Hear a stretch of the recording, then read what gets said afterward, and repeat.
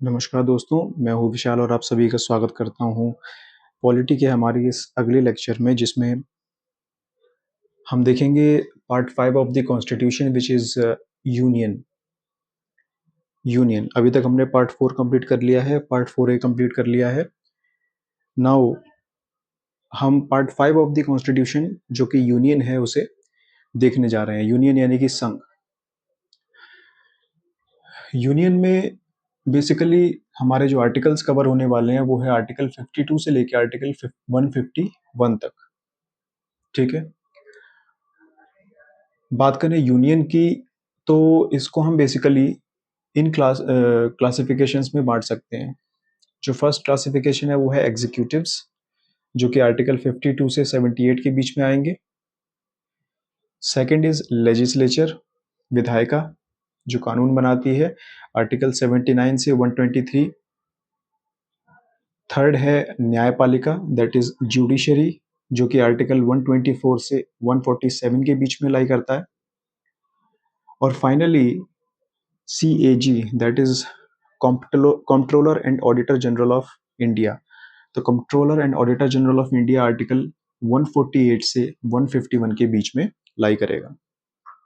इस प्रकार से आर्टिकल 52 से शुरू होकर के हम आर्टिकल 151 तक पूरा जो पार्ट 5 है वो कंप्लीट करेंगे। क्या क्या है इसमें? Executive, legislature, judiciary and CAG, that is controller and auditor general of India. तो शुरुआत हमारी होगी दोस्तों एग्जीक्यूटिव्स के साथ, और एग्जीक्यूटिव में ये सारी चीजें हमें पढ़नी है। सबसे पहले राष्ट्रपति, प्रेसिडेंट, देन वाइस प्रेसिडेंट, उपराष्ट्रपति, प्रधानमंत्री एंड काउंसिल ऑफ मिनिस्टर्स, मंत्रिपरिषद और प्रधानमंत्री, अटॉर्नी जनरल ऑफ इंडिया जिसे हम बोलते हैं, और सरकार की duties, the duties of the government of India. ये सारी चीजें हमें एग्जीक्यूटिव्स में पढ़नी है। यहां तक समझ में आ गया आप सभी लोगों को? चलिए, तो शुरू करते हैं हमारे फर्स्ट टॉपिक के साथ में, जो कि है एग्जीक्यूटिव्स का प्रेसिडेंट। आर्टिकल 52 से 62 के बीच में हमें प्रेसिडेंट के बारे में सभी इंफॉर्मेशन प्राप्त हो जाएंगी। ये जो पद है ये एक संवैधानिक पद है, जो कि संविधान में इसका बड़ा ही विस्तृत वर्णन कर रखा है। देखिए, इसका सबसे पहला जो आर्टिकल है वो है आर्टिकल 52, जो कि कहता है there shall be a president of India. ठीक है, भारत का एक राष्ट्रपति होगा। अब ये जो राष्ट्रपति का जो पद है इसके बारे में कुछ बेसिक इंफॉर्मेशन जान लेते हैं। जैसे कि ये जो शब्द है प्रेसिडेंट, ये 30 अप्रैल 1947 से प्रेसिडेंट के तौर पे शब्द इस्तेमाल नहीं होता था इस पद के लिए। इस पद को बोला जाता था हेड ऑफ द नेशन। ठीक है, तो अगर ऐसा पूछ लिया जाए who is the head of the nation, तो राष्ट्रपति लगाएंगे। तो head of the nation use होता था इस डेट तक। इस डेट के बाद में श्यामा प्रसाद मुखर्जी, जो कि संविधान सभा में थे, इन्होंने इस नए शब्द का इंट्रोडक्शन किया, दैट इज प्रेसिडेंट। ठीक है, तो हेड ऑफ द नेशन को क्या बोला जाने लगा इस डेट के बाद? प्रेसिडेंट, दैट इज राष्ट्रपति। ठीक है, after 30th of April 1947 the term introduced was president, also known as, और क्या क्या बोला जाता है? हेड ऑफ द कॉन्स्टिट्यूशन या कॉन्स्टिट्यूशनल हेड, संविधान का संवैधानिक head. First citizen of India, जो हमारे राष्ट्रपति होते हैं वो भारत के पहले नागरिक भी होते हैं, is the first citizen of India. There shall be only one president and its post should not be vacant. क्या कहा जा रहा है यहाँ पर? कि भारत में केवल एक ही प्रेसिडेंट होगा और उसका पद कभी भी खाली नहीं होगा। किसी भी कारण से इस्तीफा दे देते हैं, मृत्यु हो जाती है, किसी भी कारण से अगर राष्ट्रपति अपने पद पे नहीं रहते हैं, तो एक अंतरिम राष्ट्रपति की व्यवस्था की जाए।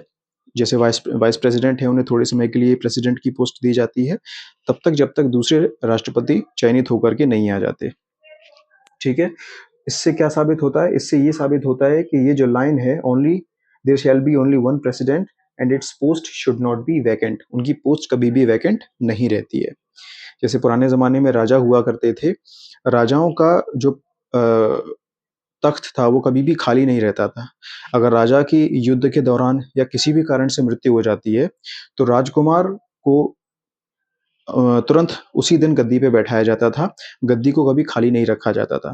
भले ही राजकुमार की एज कितनी भी रहती हो, भले ही वो एक 3-4 साल का बालक ही क्यों ना हो, लेकिन उसका राज्याभिषेक करके गद्दी पे बैठा दिया जाता था। ये एक रिवाज था, ठीक है? उसी प्रकार से यहाँ भी है, पोस्ट को वैकेंट नहीं रखा जाता है। इन चीज़ों को आप नोट करें पॉज करके।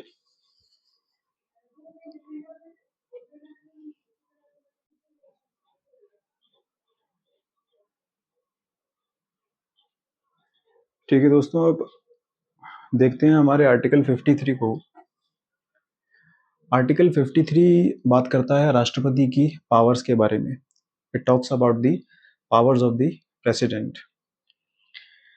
ये कहता है कि the executive powers of the union are vested in the president. ठीक है, यूनियन की जो एग्जीक्यूटिव पावर्स हैं वो राष्ट्रपति में निहित हैं। ठीक है, देखिए नोट करके लिखिएगा कि पावर्स बेसिकली दो प्रकार की होती हैं, एक नॉमिनल पावर्स, एक रियल पावर्स। नॉमिनल पावर्स राष्ट्रपति के पास होती हैं, जबकि रियल पावर्स जो हैं वो हमेशा प्रधानमंत्री के हक में होती हैं। इसलिए आप जब कभी भी देश में किसी भी प्रकार के कानून की या किसी डील, ट्रीटी इत्यादि की चीज़ें, बातें सुनेंगे तो वो प्रधानमंत्री के अंतर्गत देखने को मिलती हैं, जबकि राष्ट्रपति जनरली इन चीज़ों में नहीं होते हैं। राष्ट्रपति की पावर्स में कई सारी चीज़ें आती हैं जो हम आगे आने वाले आर्टिकल्स में वैसे देखेंगे, जैसे कि पावर टू अपॉइंट कई सारे ऑफिशियल्स, जैसे कि comptroller and auditor generals, commission के अध्यक्ष हो गए, ठीक है, गवर्नर हो गया, कई सारे पोस्ट के लोगों को ये नियुक्त करते हैं, अपॉइंट करते हैं। इसके अलावा इनके पास में कुछ पावर्स होती हैं, जैसे कि किसी को बेगुनाह साबित करना या किसी की गुनहगार को गुनाह माफ़ कर देना, किसी के मृत्यु दंड को माफ़ कर देना, इत्यादि इत्यादि कुछ पावर्स राष्ट्रपति के पास होती हैं।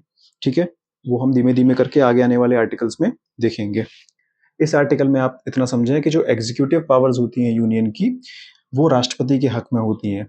पूछा जा सकता है सिंगल लाइनर क्वेश्चन में, the executive powers of union are vested in, 4 options दे देंगे जिसमें आपको राष्ट्रपति पे टिक लगाना है। ठीक है, जो प्रेसिडेंट हैं वो इन पावर्स को खुद इस्तेमाल करेंगे या फिर अपने सबऑर्डिनेट्स के माध्यम से इन पावर्स को यूज करेंगे, इनको लेवरेज करेंगे। ठीक है, या तो वो इन पावर्स को खुद यूज करेंगे या इनके सबऑर्डिनेट्स इनके नाम पे उन पावर्स का इस्तेमाल करेंगे। सबऑर्डिनेट्स में कौन आता है? सबऑर्डिनेट्स में आता है आपका मंत्रिपरिषद, the council of ministers headed by the PM, प्रधानमंत्री जिसके हेड होते हैं। तो ये काउंसिल ऑफ मिनिस्टर्स और पीएम जो है ये पावर्स का इस्तेमाल करते हैं under the name of president. ठीक है, और जन कल्याण में अपनी भागीदारी देते हैं। ठीक है, तो इन पॉइंट्स को आप नोट करें।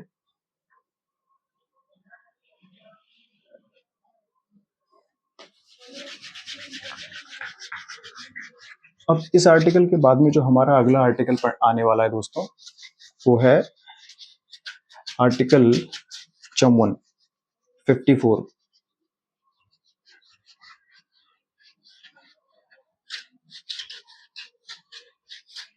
आर्टिकल 54 किस सिलसिले में बात करता है?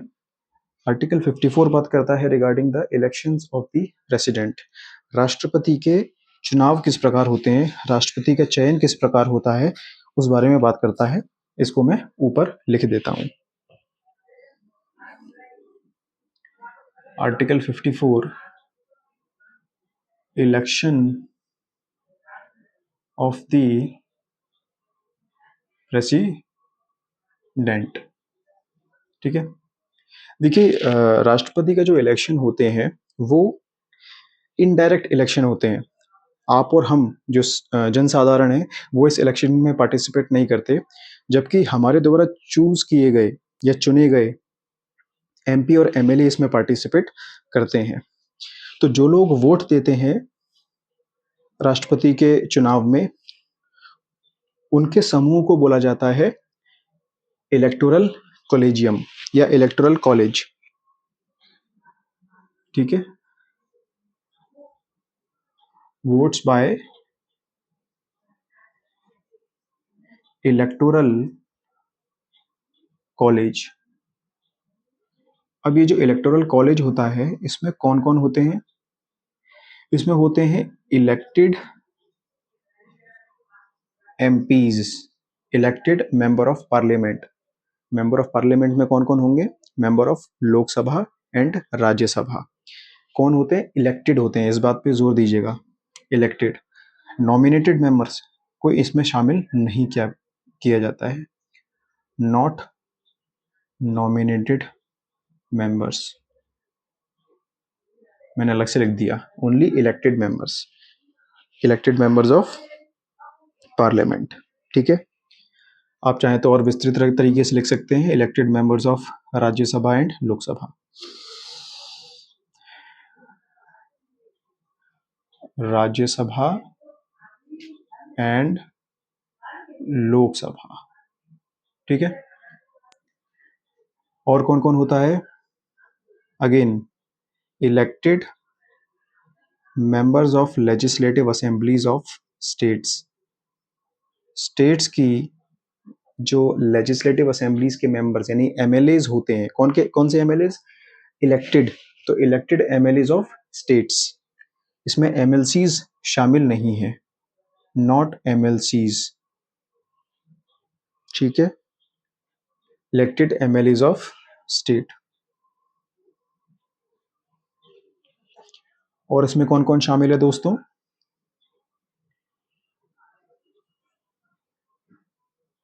Elected members of legislative assemblies, आप इसे खोल के लिखिएगा, legislative assemblies, elected MLAs of the Delhi and Puducherry legislative assembly. Delhi और पुडुचेरी की जो लेजिस्लेटिव असेंबली है उसके जो इलेक्टेड मेंबर्स होते हैं वो भी इसमें शामिल होते हैं।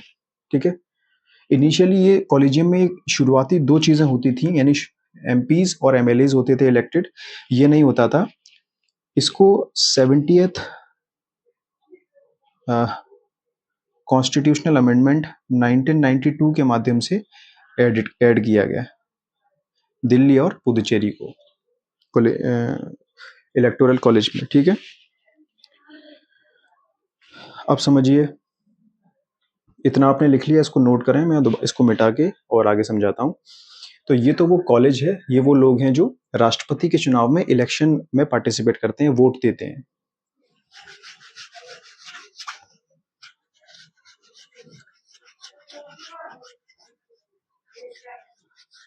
अब हम बात करेंगे दोस्तों किसके बारे में? Now we will talk about the method of election. Election जो होते हैं राष्ट्रपति के वो किस मेथड से फॉलो किए जाते हैं। Method of elections. देखिए, ये जो इलेक्शन है ये मैंने आपको बताया, दीज आर इनडायरेक्ट। इनडायरेक्ट का मतलब जन साधारण इस इलेक्शन में पार्टिसिपेट नहीं करते, आप और हम इसमें पार्टिसिपेट नहीं करते हैं। दूसरा, ये सीक्रेट इलेक्शंस होते हैं, सीक्रेटली ये इलेक्शंस करवाए जाते हैं। ठीक है, सीक्रेट इन नेचर। ठीक है, और इसमें क्या होता है? और दोस्तों इसमें होता है एक प्रोसीजर फॉलो जिसे हम बोलते हैं single transferable vote system. Single transferable vote system, STVS। Single transferable vote system में क्या होता है? सिंगल वोट, जैसे मान लीजिए 4 उम्मीदवार खड़े हुए, अब हमारा जो वोट है वो केवल किसी एक को नहीं जाएगा, हमारा वोट प्रायोरिटी के अकॉर्डिंग जाएगा। पहले हमने इन्हें वोट दिया, दूसरा इन्हें दिया, तीसरी बार इन्हें दिया, चौथी बार इन्हें दिया, यानी वोट सभी को जाएगा लेकिन प्रायोरिटी डिसाइड हो जाएगी, first priority, second, third, then fourth priority. तो सभी लोग जब वोट देंगे तो जो सबसे टॉप प्रायोरिटी का व्यक्ति होगा उसके इलेक्शन में पद प्राप्त करने के चांस हाई होंगे, वो उम्मीदवार चुना जाएगा। ठीक है, इसे कहते हैं single transferable vote system. Single transferable vote system में एक प्रणाली होती है प्रोपोर्शनेट या proportional representation.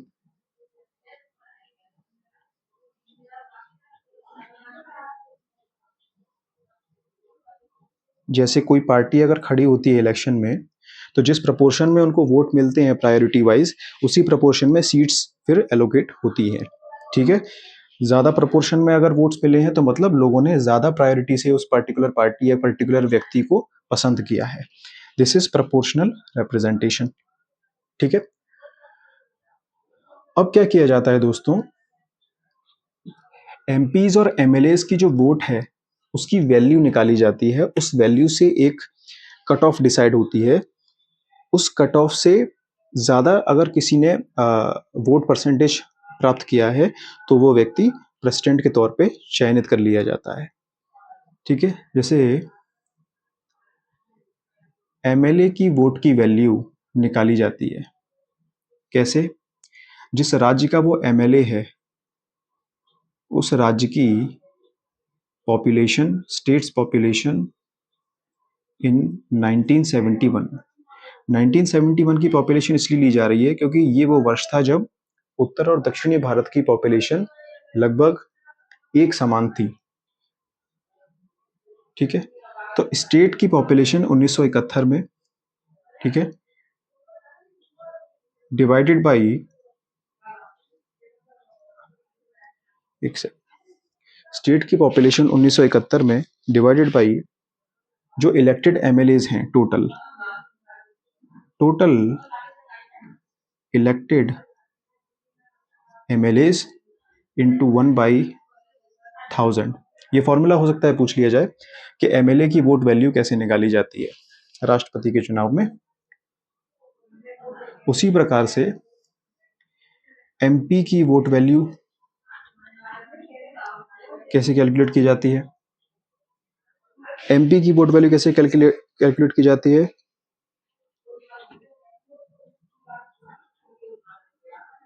Total votes value of MLAs के टोटल वोट्स की value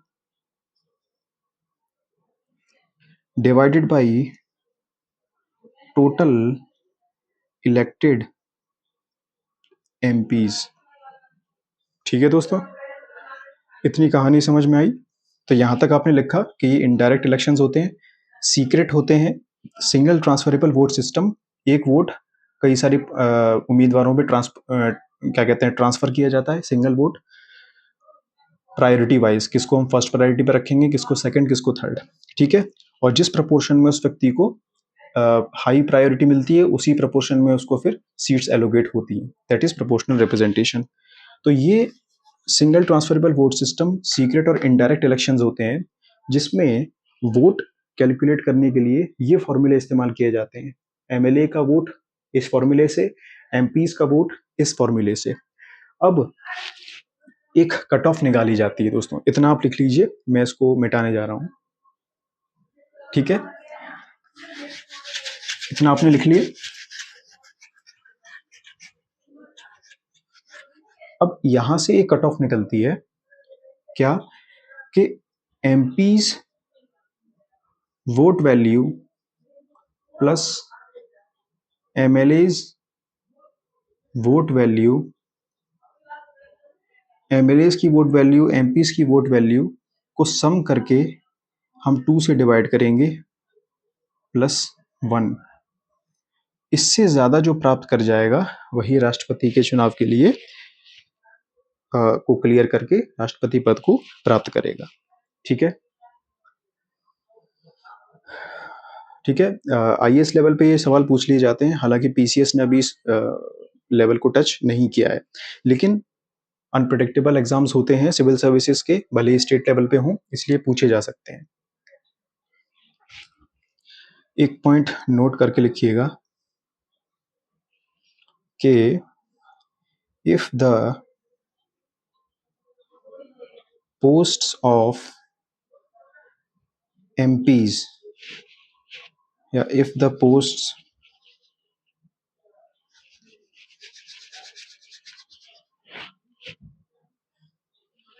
seats of some MPs in Lok Sabha and Rajya Sabha are empty, then it has no impact on presidential elections. अगर MPs की लोकसभा राज्यसभा में सीटें खाली हैं, empty हैं, तो इसका प्रेसिडेंशियल इलेक्शंस पे कोई फर्क नहीं पड़ता। ठीक है, उसी प्रकार से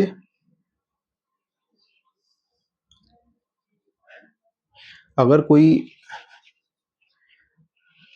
राज्य विधानसभा भंग हो जाती है या उसमें एमएलए की पोस्ट खाली होती हैं, उसका भी कोई प्रभाव इलेक्शंस पे नहीं पड़ता है। ठीक है,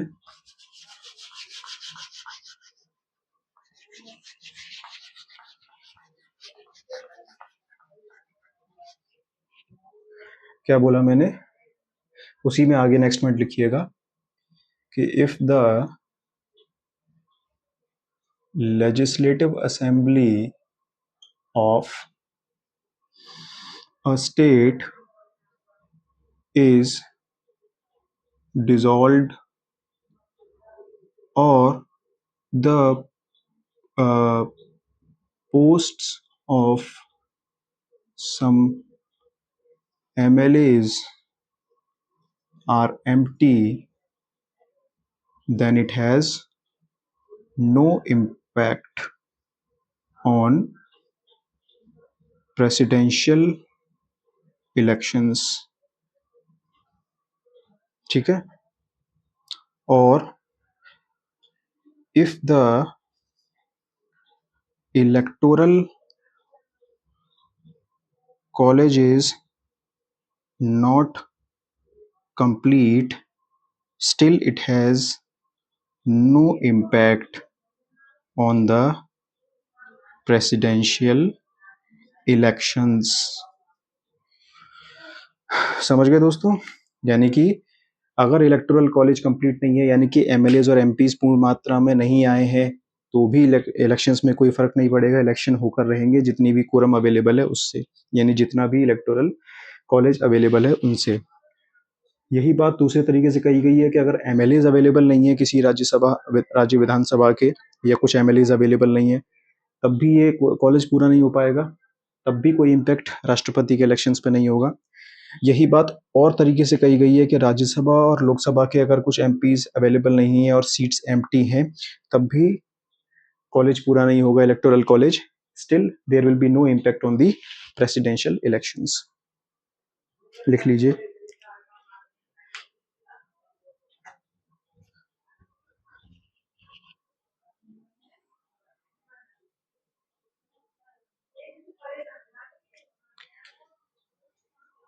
ठीक है दोस्तों, राष्ट्रपति से संबंधित अभी ये कुछ आर्टिकल्स, 3 आर्टिकल्स और कुछ इंपॉर्टेंट डेटा मैंने आपको पढ़ाया, इसे और थॉरोली रिवाइज कीजिए। जो नेक्स्ट इंपॉर्टेंट पॉइंट्स हैं वो मैं आपको अगले लेक्चर में दूंगा। तब तक के लिए बहुत बहुत धन्यवाद। जय हिंद।